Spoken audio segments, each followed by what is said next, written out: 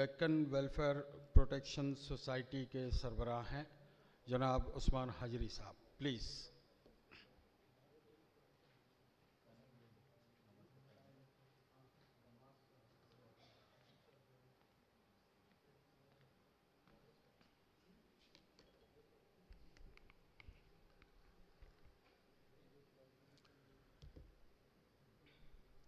अल्हम्दुलिल्लाहि रब्बिल आलमीन अस्सलातु वस्सलामु अला सय्यिदिल अंबिया वल मुरसलीन क़ाल अल्लाहु तआला फ़िल क़ुरआनिल मजीद वल फ़ुरक़ानिल हमीद इन्नल्लाहा ला युग़य्यिरु मा बिक़ौमिन हत्ता युग़य्यिरु मा बिअन्फ़ुसिहिम। डाइस पर तशरीफ़ फरमा बुज़ुर्गान मिल्लत और मौजूद सामईन, अस्सलामु अलैकुम वरहमतुल्लाहि वबरकातुहू। हज़रात, वक्त मुख्तसर है और इसमें जो बातें, जो दर्द हैदराबाद का है, यही दर्द सारे हिंदुस्तान का भी है। मैं समझता हूँ कि वक्फ जायदादों को इस तरह लूटा जा रहा है कि शायद दूसरे किसी भी जायदाद का, किसी भी इदारे का, किसी भी गवर्नमेंट के डिपार्टमेंट के तहत जो भी जायदाद है, पुलिस की हो, डिफेंस की हो या रेलवेज़ की हो, मुख्तलिफ जायदादों का तहफ़्फ़ुज़, उसके लिए जुडिशल पावर है। अगर कोई भी वहाँ पर ट्रेस पास करता तो फौरी उसके ख़िलाफ़ एफ़आईआर दर्ज किया जाता, उसको अरेस्ट करके जेल भेजाया जाता। लेकिन औक़ाफ़ी जायदाद एक ऐसी चीज़ है, यतीमों से भी बदतर, यतीमों की भी कोई शायद सुनवाई होती, लेकिन वक्फ के जायदादों का कोई भी पुरसाने हाल नहीं। मैं जनाब अकरमुल जब्बार साहब और जनाब सलीम मुल्ला साहब का मैं मशकूर हूँ कि मैं हैदराबाद के दर्द को आप तक पहुँचाने के लिए मुझे मौका दिए। यहाँ अल्हम्दुलिल्लाह मुल्क के बड़े दानिश्वर हजरात मौजूद हैं। मैं उनके सामने जो हैदराबाद के हालात है वो आपके सामने चंद पेश करना ज़रूरी समझता हूँ। जिस तरह से हमारे सरपरस्त जनाब सैयद अजीज़ पाशा साहब जो हमेशा वक्फ के तहफ़्फ़ुज़ के लिए लब्बैक कह के सामने आ जाते, और दीगर कई जमातों के लोग हैं, सियासी जमातों के लोग हैं या दीगर ऑर्गेनाइजेशंस हैं, सिर्फ किसी को मेमोरेंडम देना या मजम्मती बयान जारी करना या कोई अखबार के लिए कोई बयान जारी करना, यहाँ इसी पर इक्तिफा करते हैं। लेकिन मैदान अमल में जो अल्हम्दुलिल्लाह कायदाना किरदार आपका है, मैं समझता हूँ हिंदुस्तान में बहुत कम लोग होंगे जो मुस्लिम औक़ाफ़ के लिए इस तरह से पेश रहते हैं। आपसे अभी ज़िक्र किए जनाब अजीज़ पाशा साहब ने कि दरगाह हज़रत हुसैन शाह वली रहमतुल्लाह अलैह के तहत 1898 एकड़ 1898 एकड़ वक्फ ज़मीन है। इसके अलावा गुंतापल्ली विलेज में 500 एकड़ ज़मीन एक्स्ट्रा उसकी और उसके तहत है। 1654 एकड़ पर वो मुकदमा लड़ा गया। याद रखिए, उसकी जजमेंट कापी लाया हूँ, मैं आपके गोशोगुजार कर दूंगा। आपके पास हमारे अकरमुल जब्बार साहब को कापी, हार्ड कापी है, वो भी दे दूंगा इंशाअल्लाह। ये मुकदमा वक्फ ट्रिब्यूनल में औक़ाफ़ के फेवर में आया और उसके बाद ये मुकदमा हाई कोर्ट में अपील में गया। जब यूनाइटेड आंध्र प्रदेश गवर्नमेंट थी तो वहाँ भी अल्लाह के फजल से ये मुकदमे में वक्फ बोर्ड को कामयाबी हासिल हुई, जिसके खिलाफ रियासती गवर्नमेंट यूनाइटेड आंध्र प्रदेश की अपील में गई सुप्रीम कोर्ट में। तो सुप्रीम कोर्ट में एक चीज़, मैं आप लोग मुझे इजाज़त दें कि हमारी औक़ाफ़ की तबाही में हमारे मुसलमान सियासतदानों का बहुत बड़ा किरदार है। वक्फ में मेरे पास रिकॉर्ड है सारा। वक्फ के इस जायदाद को बचाने के लिए हैदराबाद के रुकन असम्बली कायद मुखन्ना अकबरुद्दीन ओवैसी ने हाई कोर्ट में रिट पिटिशन वो भी दाखिल किए थे। जब हाई कोर्ट में कामयाबी हासिल हो चुकी, सुप्रीम कोर्ट में जब ये मुकदमा गया, अकबरुद्दीन ओवैसी साहब या उनके भाई कोई भी नहीं पहुंचे मुस्लिम जायदाद को बचाने के लिए, जो 1 लाख करोड़ मालियत की जायदाद हमारी, जिससे सारे हिंदुस्तान के गुरबा मसाकिन के तालीमी और दीगर अखराजात के अल्हम्दुलिल्लाह उससे होने वाली आमदनी से तकमील की जा सकती थी। और ये भी बहुत बड़ा सानेहा है। हम बारहा अजीज पाशा साहब भी उस सिलसिले में मुकदमे के जजमेंट से पहले बार बार हम लोग वक्फ बोर्ड को, रियासती हुकूमत को बारहा आगाह करते रहे, ये मुकदमा हारने जा रहे हैं, ये मुकदमा हारने जा रहे हैं। कोई हमारा पुरसाने हाल नहीं था। कई मरतबा हम लोगों ने अरेस्टिंग दी उसके लिए। रहमान खान साहब शायद यहाँ कल वो हाजिर हुए थे, यहाँ तशरीफ लाए थे। मेरे समधी के इंतकाल की वजह से मैं कल हाजिर नहीं हो सका, मैं माजरत खा हूँ आपसे। उनके साथ भी जब वो चेयरमैन थे उस वक्त भी हमने ये लैंको हिल्स का ये मुकदमा उनके पास भी हम पेश किए थे जब हैदराबाद तशरीफ लाए थे।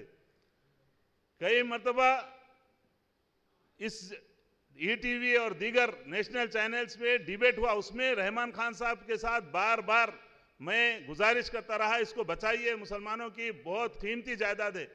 लेकिन पता नहीं किसके क्या मजबूरी है। हम इसलिए ये अर्ज कर रहे हैं कि हम लोग महीने में कई मरतबा हमारे ऊपर कैसे केसेस डाले हुए, कई मरतबा कोर्टों को जाना पड़ता हमको। ये ऐसे ही सिर्फ घर में बैठ के या किसी सेमिनार या सिंपोजियम से वक्फ का तहफ़्फ़ुज़ नहीं हो सकता, जेलों को जाना पड़ता।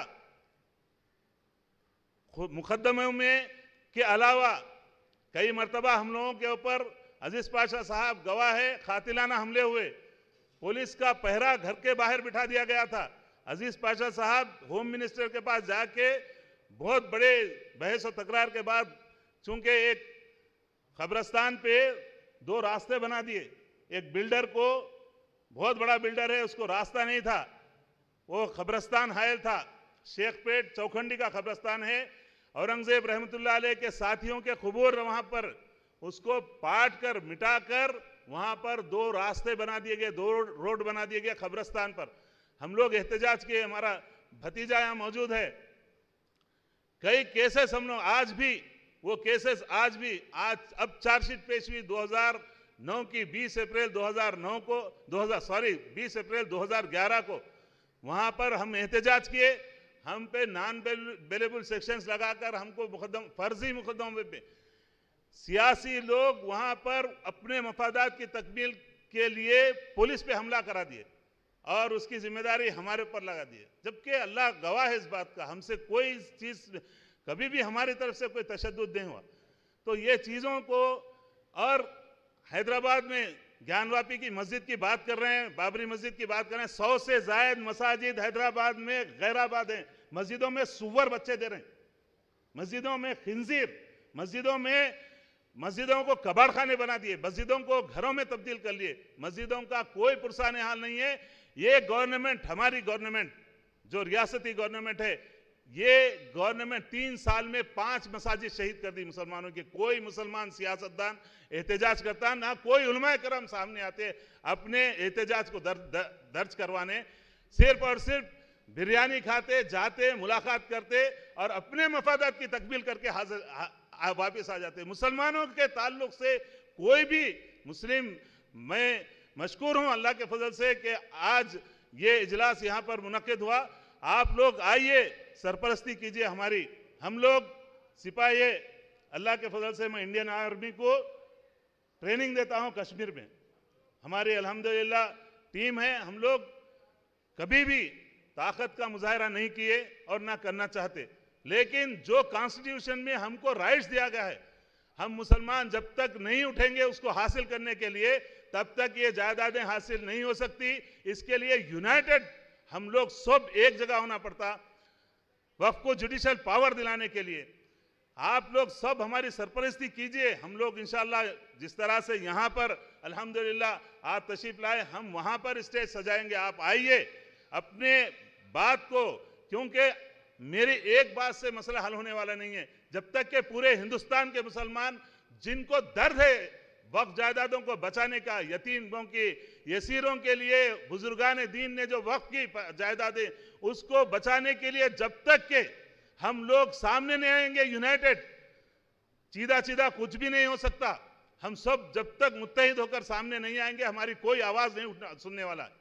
मैं गुजारिश कर रहा हूं, यहाँ अल्हम्दुलिल्लाह बड़े मुअज़्ज़िज़ शख्सियात मौजूद हैं, उनसे मैं अदबन गुजारिश करता हूं, आइए अजीज पाशा साहब की ज़ेरे सदारत हम लोग वहां पर इंशाअल्लाह ताला आप लोगों को मदऊ करेंगे। हिंदुस्तान के तमाम लोग जुड़िए और वक्फ जायदादों के लिए जिस तरह से सेंट्रल वक्फ एक्ट में आपको बताऊं, वक्फ की गज़िट है, गज़िट छाप देते, कोर्ट में जाने के बाद सोर्स पूछता वक्फ कोर्ट, ट्रिब्यूनल हो या हाई कोर्ट हो, सोर्स अगर उसका जब तक नहीं मिला, हमारे पास सिर्फ गज़िट है, रेवेन्यू में उसको शामिल नहीं किया गया, सीसीएलए में उसको शामिल नहीं किया गया, जिसकी वजह से वक्फ बोर्ड के खिलाफ फैसले आ रहे हैं।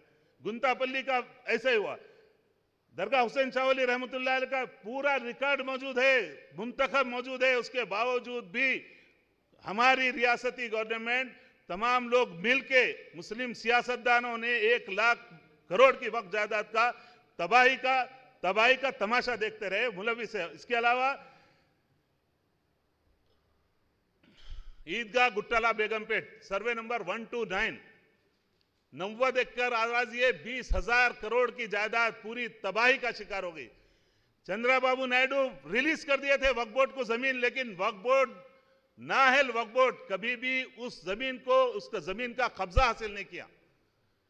गवर्नमेंट चाहती कि हमारे जायदादों का तहफ्फुज हो, वक्फ को जुडिशियल पावर देना चाहते, लेकिन हमारे बुजुर्ग जो है ना सो कॉल्ड वो लोग हमारी जायदादों के तबाही में बिलरास्त मुलविस है, नहीं चाहते कि वक्फ को आमिलाना इख्तियारात हासिल हो।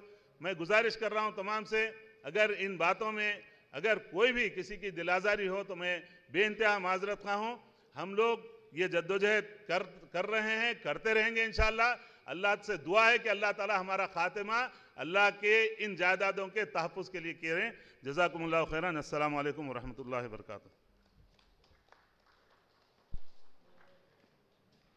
शुक्रिया मोहतरम।